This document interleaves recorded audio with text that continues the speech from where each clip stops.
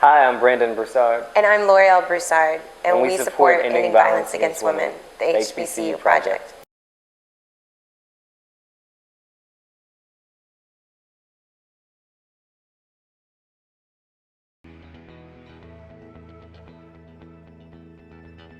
I think that, I'm assuming that we're talking about a lot of the reality shows that are on air now, and I just stopped watching them. I watch some, one or two, and then as soon as that happens, I'm just I have to just not watch it because I can't give them my ratings, personally. And I think that, a lot of women started doing that I saw, via Twitter and social media, is negating that, is really speaking out. I had friends that wrote for the Huffington Post, did a long article about it and how it's just unacceptable and that we're, perpetuating this, that we're letting it be okay, and, this image to our young women that, that's funny and that's, it's entertainment.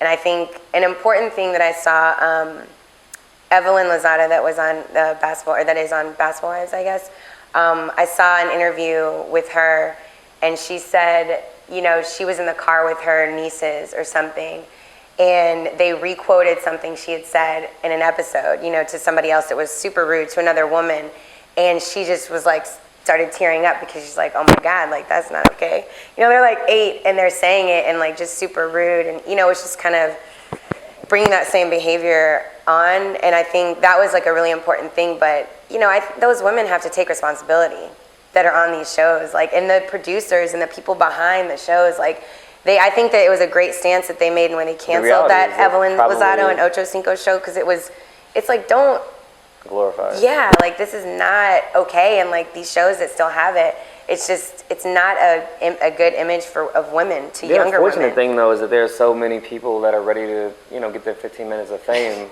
They'll do anything. It's impossible to stop these shows as long as these shows are getting ratings of 3, 4, 5. The networks are going to keep producing them. The networks are definitely going to keep producing them. I think Love and Hip Hop Atlanta is the #1 show on VH1, and Real Housewives of Atlanta is the #1 show on Bravo. So those things are going to continue to go on. You hope that you can actually have a voice and tell them to maybe change some of the things they're doing on this show. But what you also need to do is create awareness, like what she's talking about her friends were doing on Twitter and Facebook.